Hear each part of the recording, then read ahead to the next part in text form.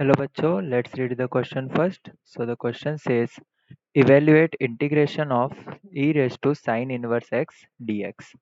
So सबसे पहले हम यहाँ पे की कॉन्सेप्ट्स लिखेंगे. So की कॉन्सेप्ट, so यहाँ पे हम यूज करेंगे इंटीग्रेशन बाय पार्ट्स.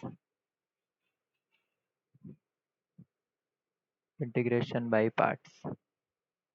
सो इसके लिए हमारे पास फॉर्मूला है integration of u into V D X is equals to u integration of v D X minus integration of du by dx v dx, sorry, integration of v dx into dx, where the choice of u and v depends on the Euler rule. ठीक है. अगर inverse function, logarithmic function, algebraic function, trigonometric function, exponential function, तो जो पहले होगा, मतलब अगर एक में इनवर्स फंक्शन होगा तो इनवर्स फंक्शन को हम पहले u लेंगे, जैसे यहाँ पे हम क्वेश्चन में आगे देखेंगे. So we have I is equals to integration of e raised to sin inverse x dx. तो यहाँ पे हम क्या करेंगे, let sin inverse x is equals to t. So x is equals to sin of t. इसको हम differentiate करेंगे, so dx will be cos t dt.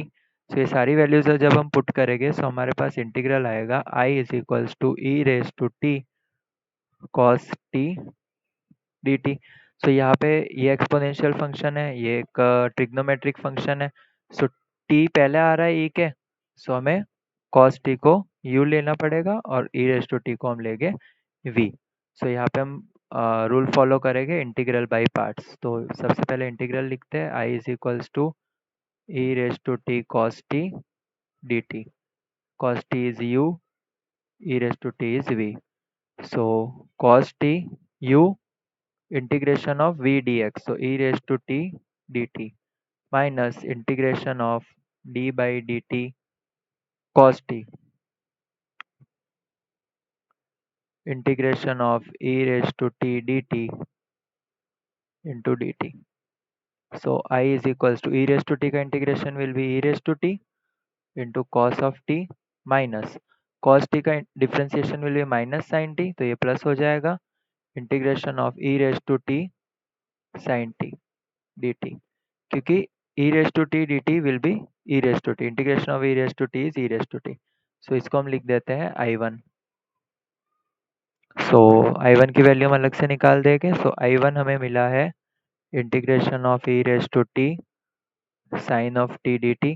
सो यहाँ पे भी हमें क्या करना पड़ेगा, इंटीग्रेशन बाय पार्ट्स. तो ये दोनों है, तो साइन को हम u लेंगे और e raised to t को v.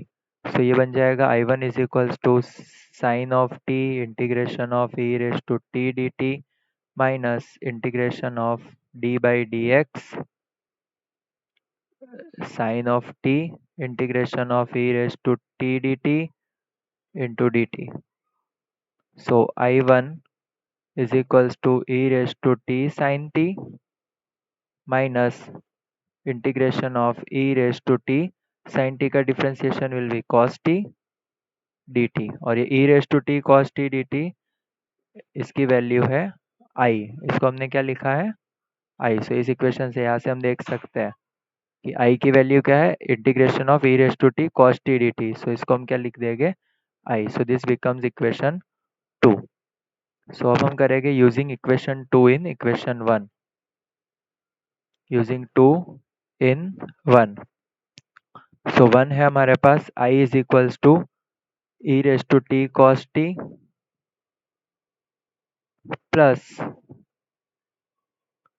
I1. So integration of e raised to t sin t हमें मिला है e raised to t sin t minus I. So minus I को लेफ्ट हैंड साइड ले आएंगे, सो ये हो जाएगा 2I. यहाँ से e raised to t common निकाल देंगे. अच्छा, यहाँ पे हमें प्लस c लगाना होगा. सो ये बन जाएगा cos t plus sin t plus c. So I की वैल्यू हमें मिलेगी e raised to t by 2 cos t plus sin t plus c. सो अब हम क्या करेंगे, t की वैल्यू हमें सब्स्टिट्यूट करनी है, यहाँ पे t की वैल्यू पुट करनी है. सो हमने एज्यूम किया था x is equals to sine of T. So अगर हम यहाँ पे एक ट्राइंगल बनाए, ये होगा angle T. So sine of T is x by one, so opposite upon hypotenuse. तो ये वाली साइड होगी under root one minus X square. So इससे हम कॉस ऑफ टी की वैल्यू लिख सकते हैं x upon, sorry, adjacent upon hypotenuse. तो adjacent is under root one minus X square. So यहाँ पे पुट करेंगे i is equals to e raise to t. So t is sine inverse x cos t is under root 1 minus x square plus sin t is x plus c. So this is our final answer. So we can write integration of e raised to sin inverse x dx is equals to e raised to sin inverse x plus under root 1 minus x square plus c. Hope you understood it well. Best of luck.